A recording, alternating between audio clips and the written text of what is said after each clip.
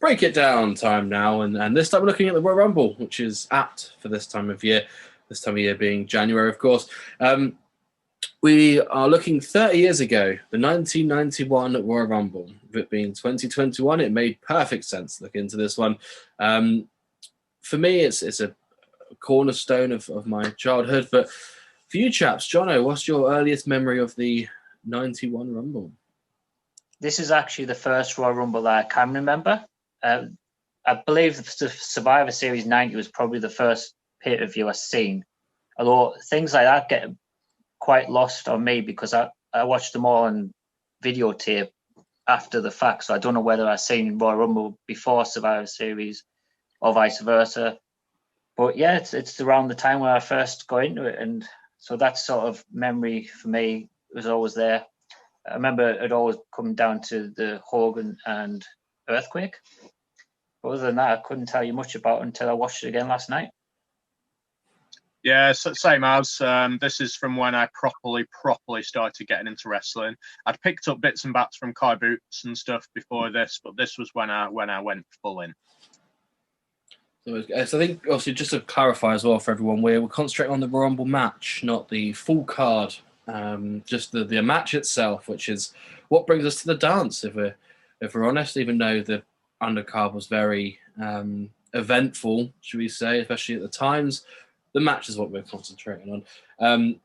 For me, this is one of the ones that they had at Blockbuster. Remember I said to you guys before that we used to rent on a Friday night, go to Blockbuster, pick up the VHS for £1 for the week.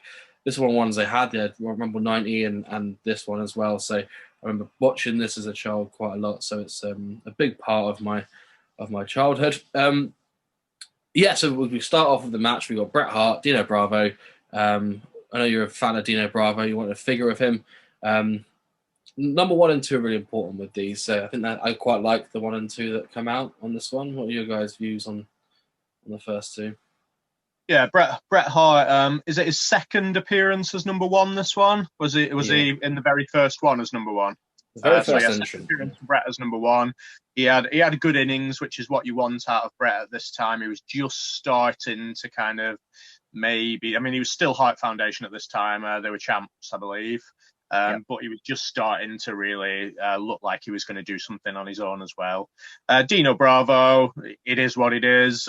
Second or third in the Rumble is always going to be a kind of early exit type of placement. So it is what it is for Bravo. Yeah, a decent start, especially when you get Greg Valentine come number 3, which is what's quite surprised me because I'm guessing he had a face turn just before that. I was expecting... it's the old cliche, 2 heels gang up on the baby face, 2 on 1. But Valentine came in and attacked Bravo straight away. So there's 2 faces against the 1 heel, essentially. Although during this match, I did recognise about Valentine is that he played a bit of a tweener. So he was going against the heels and the baby faces. He come to the ring looking like your Auntie Tracy, didn't he? With his hair and I think straight away I think Jimmy Hart at the ringside. Well, that's what made this interesting was that the first 3 people out had all been managed or were managed by Jimmy Hart. So that kind of is what their thinking was, I assume. Yeah, exactly. I think for the first 3, so Greg Valentine a good showing in it. I think he came out, chucked Dino Bravo out, and then we carried on with the match, which I think we then had a few mid-carders coming in, one of them being the model Rick Martel, who set the record in this Rumble. Do you know what? You say mid-carders and things like that, but this was star-studded. There was stars everywhere you looked, and that was one of the things I noticed about this, is that every one of them almost, I'm not going to say every, looked like an absolute star, and the fact that they could be considered legends nowadays, and it was just very recognizable. Everyone had their unique gimmicks and unique looks. If you did this in 2021, everyone looks the same. They've got black pants, black, everything like that. Just everyone seems the same character, same attires, same looks. Yeah, I can see both sides of the coin on this one, because there were definitely people that nowadays just wouldn't work. You would class them as jobbers and things like that. But then they had a personality. I mean, we've missed out Roma and Tornado, who came in before Martel. Even people like Roma and Bushwhacker Butch was out a little bit later. And honestly, the pop that Butch got when he first came in was amazing. He probably got the biggest pop. Tornado got a good one, but Butch probably got the biggest pop at that point in the Rumble, which for bushwhackers, for kind of glorified jobbers, shows how good the wrestling was at that time period. I'm just going to flip backwards a little bit, and I'm going to talk about right at the beginning, Howard Finkel as the ring announcer. Just iconic. Just, you're never going to get better than Howard Finkel as far as this particular event went. It's what I remember from my childhood. When he passed away, that was all I could think of, was just him introducing the Rumble. And then you got your commentary team of Gorilla Monsoon and Roddy Piper. For me, that was the worst part about this Rumble. I really don't think they worked well together. Everything that Piper said, Monsoon was then having to come back from. And to like Piper said straight away, right at the start of the Rumble, there's no rules, of which Monsoon then told everyone the rules straight afterwards. And it tended to be Monsoon having to cover for Piper in this Rumble, so I didn't enjoy that at all.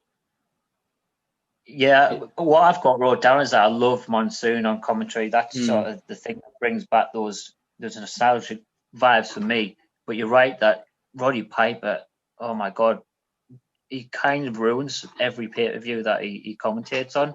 He's a bit like Chris Jericho now. But yeah, I've always thought Piper is overrated, unfortunately. I mean, sure, he did some good things, but everyone says how good he was in the mic, but for me, he just talks complete gibberish. I think Gorilla Monsoon, I don't think he'll ever be replaced. As many, you can have your JRs and your Kings, but I think having someone that can make you hang off for every word from what they say, and believe every word that they say as well. I think Gorilla Monsoon has that ability, and I don't think it's been replicated since, especially as a kid when you're watching it, and he's describing someone, or he brings up an event from the past. And it's sort of watching it again, maybe you sort of feel about how good he was back then, and how descriptive he was as well. Yeah, I think I learned a lot of words from Gorilla Monsoon. Not so much. Hand grenades. Yeah, not so much from Roddy Piper though. I don't think I've ever said, "Look at that ham hock" in public. I think. Go on. Sorry, the thing with Piper is that he's so irrelevant at the times, and he speaks as if he's talking about things that are in popular culture about 10 years prior to that. Remember, just to go back to the 1990 SummerSlam, which one I can't remember, he says the Rockers look like Mick Jagger and David Bowie, but that was a reference from like 1981 or something like that. And you kind of see that as well at WrestleMania 6 when he's doing the Michael Jackson sort of thing with the half paint and stuff like that. He seems almost very cringeworthy. It's like your granddad who's trying to be cool during. When he says stuff, he doesn't let it go either. Like, the most irritating part to me at this stage in the Rumble was the fact that he just kept saying Romeo over and over again about Paul Roma, and you could tell like Gorilla Monsoon kind of almost getting flustered, like, give me some better things to work with here rather than keep saying the same thing. But I think he didn't really capture the ability of not being overexcitable throughout the whole thing. It sort of ruins the moments where he needed to be overexcitable. If he's getting too excited for a clothesline or a punch, if someone then drops a leg drop later on in the match, you're not going to believe it as much. So I think that's where it sort of got taken away. But Gorilla Monsoon, on the other hand, just outstanding as normal. Yeah. So going back to the Rumble itself, you've kind of got your mini story right at the beginning with Valentine, Bravo, and Jimmy Hart. We've talked about up to kind of the model. So you've got Saba Simba next, the immortal Saba Simba, Bushwhacker Butch, but then the real story hits. Jake Roberts comes in. This Rumble was primarily about the story between Jake Roberts and Rick Martel. I think that's the best bit about this Rumble for me, was the story that they told in this match. It's always good to get their mini feuds come to a head at a Royal Rumble. Fine well, if there's someone in the ring and there's a babyface that's after him, it's going to get a huge pop. It's a bit like maybe sometimes in the Survivor Series as well, where the guys feuding on opposite sides, and one of them gets in the ring, then the other one does, and there's a huge crowd pop. And especially at this time, the crowd were amazing here. You talk about the ovations that they got for the Bushwhackaroo. It was the same for almost any babyface. Tito Santana got a great reaction. Hacksaw Jim Duggan did. Just anyone that was, that they a face, they just loved seeing them come out. But you mentioned Saba Simba. Wow, does he look out of place here? Yeah. Tony Atlas. That's yeah. I think this was almost like the payoff for him. Like, let's give you this, and then let's kind of sweep you with the oldies. Yeah, I heard he was homeless at the time, so maybe they got him out of the crap just a bit to get him on his feet, which is good by Vince. He kind of does that when people are down the dumps. He'll try and offer them the olive branch and get them out. Next up, you got kind of Hercules and Tito Santana, like you've touched on. This Rumble had the tagline "friend versus friend, foe versus foe," basically. So I don't think personally they capitalised as much on the tag teams as they could. You always had that tiny bit, like when Power and Glory got together, they did the high five. They hit somebody once each, and then they split, and you never heard of them again. And then Roma ended up getting chucked out without Hercules anywhere near and in sight. I don't know whether that's a good thing or a bad thing for me, because I think we almost see too much of the collaboration now and loads of people getting thrown out at the same time. Whereas this one, I don't know if you guys noticed, but there was always loads of people in the ring in this Rumble. Yeah. So the tag team thing kind of wouldn't work. They couldn't throw loads of people out at the same time. I enjoyed this Rumble loads because it was always a full ring, but there was always about seven or eight. So you could still keep up with it, but there was a lot to focus on. I definitely prefer that. Yeah, I think nowadays you can tell when someone big's about to come in. When the ring starts to fill up and there's 8, 9, 10 people in the ring, full well that Reigns is about to come in, or someone that's going to go on a hot streak and start chucking out jabronis left and right. So I think having the ring consistently filled just gives that sort of, when someone big comes in, it is a massive surprise rather than expected. Just to add to the point you made about the friend versus friend, foe versus foe, that is actually very true of this Rumble. I've noticed the 89, 90 Rumbles, it was always just the baby face would go after heels and vice versa, and you very rarely got any action where it was heel versus heel or face versus face. But in this one, there was quite a lot of that going on, which is good to see. It was every man for himself. Other than, the tag teams didn't go against each other, which is fair enough. But you did get Paul Roma and Rick Martel go at it, who were both managed by Slick, or at least on the same Survivor Series team a month prior. So I like that bit about it. Yeah. Speaking of Roma, I was trying to get this in earlier. What a glorious dropkick he does. Standing dropkick. I wish I could do something like that. I don't know if you noticed with Roma, very early on in the Rumble, Valentine properly no-sells anything that Roma does. So I don't know if there's any beef between them outside, but every time Roma hits Valentine walks off and does nothing. Yeah. Now's a good time, as I sort of mentioned, this is the last Rumble that meant nothing, if that makes sense. Obviously, next year you had the 92 Rumble, and then it moves on to the title shot of Mania. So I think this was a real turning point for the Rumble, as you said, being star-studded or being the fans were really behind it. And I think this might have been like the push it needed for them to recognise the match as an actual something that needed to be rewarded to win it and to really build it up. I completely agree with that. But I think the Rumble had already got itself enough significance by this point, by the fact that Hogan won the year before. It was already a big enough event on its own. I do agree the title shot is brilliant, excellent, love it. But I think the Rumble itself was a definite massive event by this point as well, even though it meant nothing. Meant nothing but something. Yep. No spoilers, obviously, on the winner for this one. But yeah, just obviously then carry on. Yeah, I was just going to say, next up you've got the Rumble, is Rumble debut of Undertaker, right? Yeah, it would be. Is Yeah. 2 months after he debuted. That's a massive part in it. Comes in, throws a couple of people out, I believe, Brett and Bushwhacker Butch.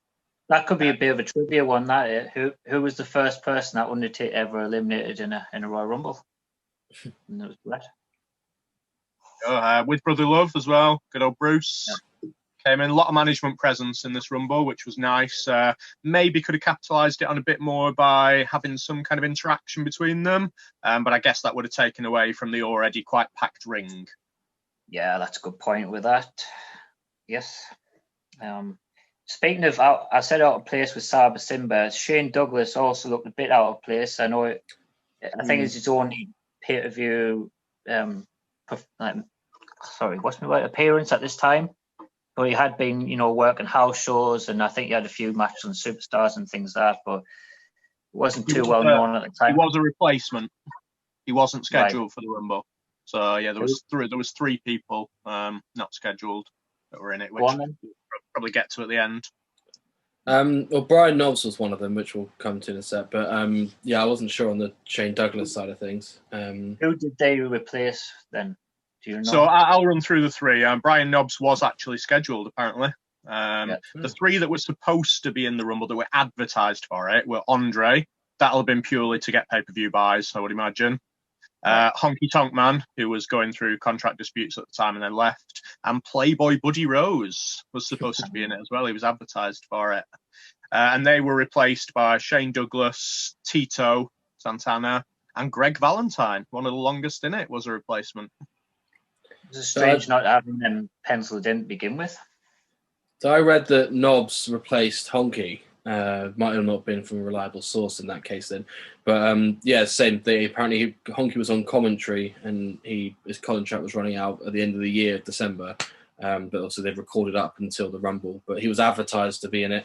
But that's why Sags isn't in the match, because obviously Knobs was the replacement who only debuted a month before. But Sags was in a dark match. Bit of extra trivia. Strange one that they didn't have both Nasty Boys in, especially when you got a Macho Man no-show. They could have just, slipped the other Nasty Boy. Yeah, I was going to come to that at the end because it would have made the process with Bulldog a little bit better. Like Bulldog might have got a bit more out of that if there was both Nasty Boys and Earthquake at the end. Yeah. Definitely. Yes. Talking about Bulldog, it was Undertaker, Superfly, Bulldog, Smash, and then Hawk. So quite a lot of tag teamy big men out next. Hawk was Gorilla Monsoon's enemy in this Rumble. I don't know if you noticed, but if you'd had a shot every time that Gorilla Monsoon called him Animal, you would have been drunk by the end of the Rumble. But I think, again, Monsoon was getting flustered with not having much to go off with Viper. Yeah, you're bound to make small mistakes like that. GR does it quite a lot, but, these are the people at the top of the game, so if they can make mistakes, anyone can. And then Shane Douglas, like you say, out next. I think that little block is very important. I think that when you can class, apart from the maybe Bulldog, but you can class that as like the ring filling block. Because obviously they're predominantly tag team wrestlers, but once again they got big pops. Apart from Shane Douglas, which I think everyone thought was perfect when he first came out, but I did anyway. And then I was like, oh no, it's Shane Douglas. And that was the point in the Rumble where the model Jake story kind of really came to fruition and came to a head, eventually leading to Jake being eliminated by model illegally, or not illegally because it was a Rumble. Yep. Well, you're being quite descriptive, Adam, so why don't you take us to the next part? Go for it, yeah. I get 18, you've already mentioned it, was the no-show of Macho King. Due to the just continuing the storyline of Warrior chasing him out of the building earlier in the pay-per-view and leading up to Mania. So it kind of made sense. I always hate it with a Rumble because I feel like they could have elevated somebody or given somebody a payoff, but it made sense. Yeah. I suppose you had to keep that storyline going, especially if Macho Man was advertised in the match. Sorry, go ahead. No, go for it. I was going to say, one thing I'll point out is the difference between, like, back there, obviously, I know during the match after 18 no-showed, the commentary team were like, oh, was it Tugboat? Is it Savage? We don't know. And I think that was good because nowadays you get, one thing I hate about the Rumbles nowadays is a tag team will appear on the Titantron with the tag team music. Before the person's come out, Michael Cole will go, oh, it's Curtis Axel. But because no way of knowing that unless he knows the numbers that they've come out. So it's less of a surprise, basically. So I think that having that, it's only a small detail, but having the sort of the commentary team acting as if they don't know what number people are coming out on, and it being a surprise step into it as well. I don't mind that they don't have entrance music. I think sometimes it does make a good moment, but otherwise it's not needed.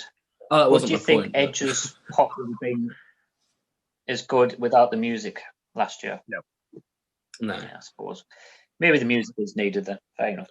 Yeah, it wasn't my point. So you got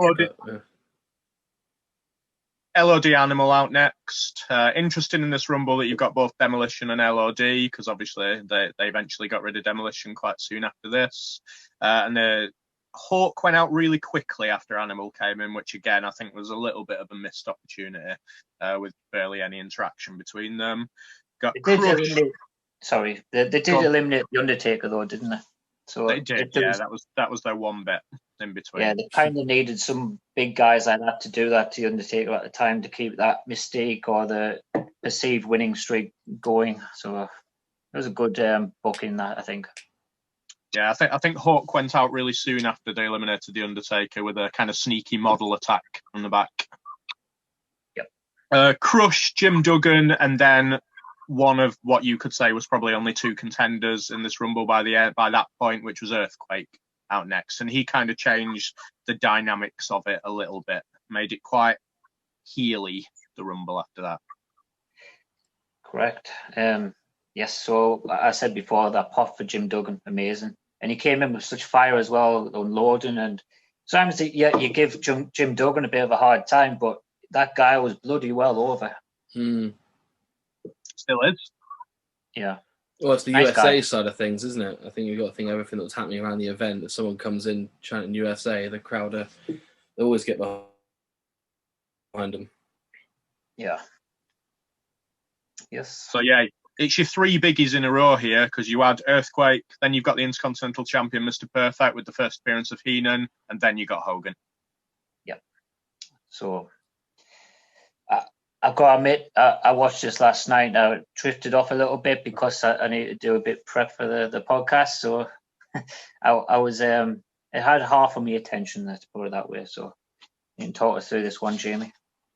Well, Perfect was supposed to win originally, apparently. This is the rumor and innuendo. That Perfect was originally scheduled to win, being the Intercontinental Champion. Obviously, this is before they went on to Mania to face the champion. So I think that was originally the plan, was for Perfect to go on to win this one. But alas, got bullied out of it. Well, just went a different direction. But originally scheduled was Perfect to win the Rumble. I don't think it would have worked. I think it would have been a worthy winner. So you don't I think it would have worked? 1990 would have worked better for Perfect to win, I would say. The perfect number. So between them, Hogan and Quake started kind of getting rid of people then and reducing the numbers. And I'd probably say everyone else was really filler after that until Tugboat came in at number 30. So you had Haku, Jim Neidhart, Bushwhacker Luke, Knobs, Warlord after that. I think we've missed Demolition Crush somewhere in that mix as well. Oh, no, you got him in there. So everyone... Yeah, so Crush was 20th. I think you did cover him, don't worry. Yeah, I agree. And then, Tugboat. Nice little story when Tugboat came in. Yeah, Tugboat versus the Earthquake. And then versus Hogan. Yeah. As I said, that was a good little thing throughout the Rumble, is that they did the every man for himself gimmick and kept true to it. I didn't realise how over Tugboat was. I only see him in a few events, and so he's always Typhoon to me, but I didn't realise sort of how long and how over Tugboat was as a wrestler. Yeah, really, really over. He was one of the big ones at that point, especially with Earthquake being the main bad guy. It just kind of worked. So, final four, you got Bulldog, Nobbs, Earthquake, and Hogan. But just before the final four, did you notice anything interesting about number 5, Rick Martel? It was the longest, appearance to date, wasn't it? Yeah. Anything else? No, go on. Bloody Jamie? handsome. It was bloody handsome. He didn't actually get eliminated. He wasn't technically out. He went through the middle ropes to the outside, climbed up the turnbuckle, and then probably the best moment of the match for me was the Bulldog. That was perfect, sorry, with the Bulldog drop kick. But he was eliminated from the top rope. So he'd actually got out through the middle rope, so not eliminated. I think on the turnbuckle, on the turnbuckle, if someone gets thrown off, I think they're technically over the top rope then, aren't they? Ooh, I don't know about that. Didn't get in the ring. Look up the rules. Let's go to We'll have to look up the VAR. rules.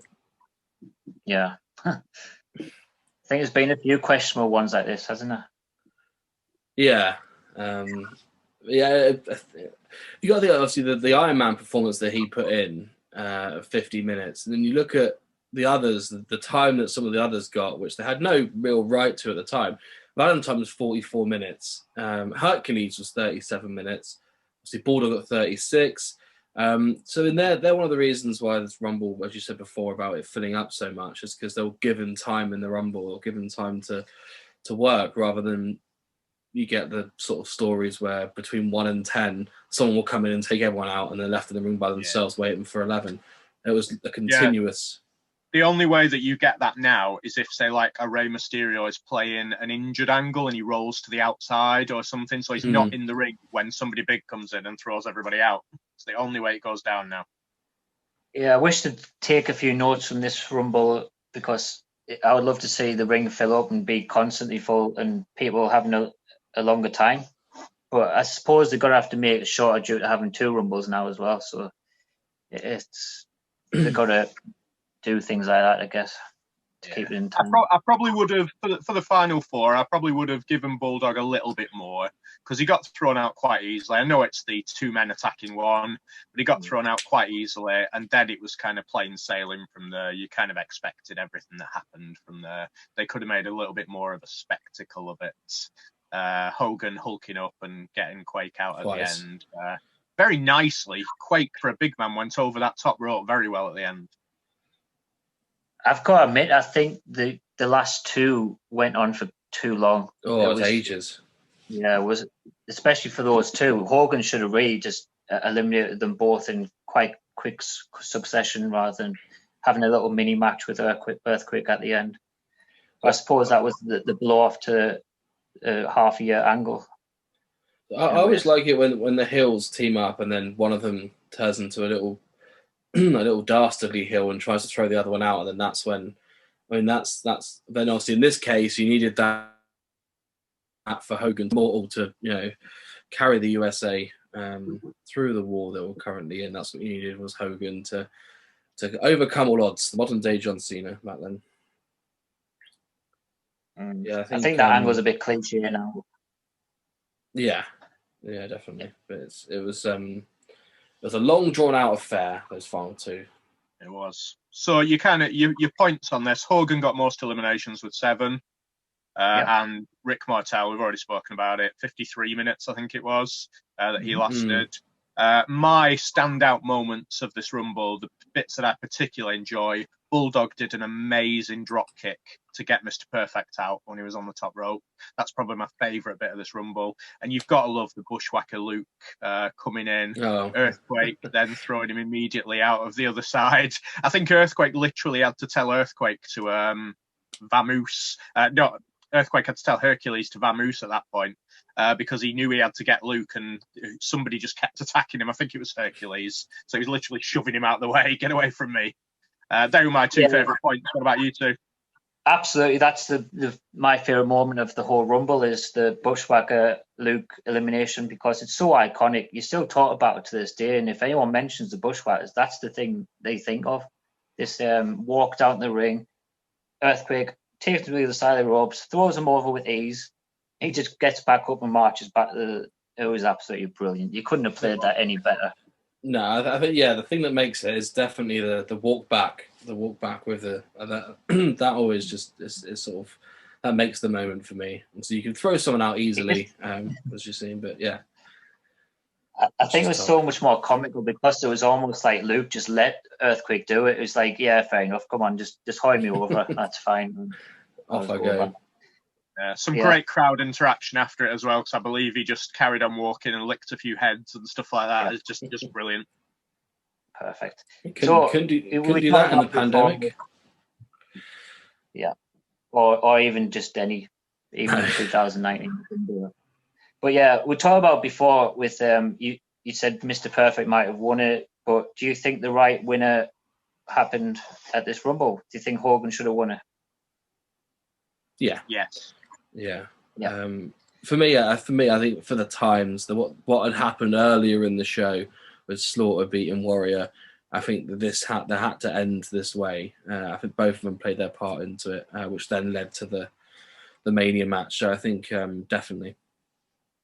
definitely couldn't think of anyone else that was more fitting to win this one, especially when they were going to go with Hogan and Slaughter at Mania.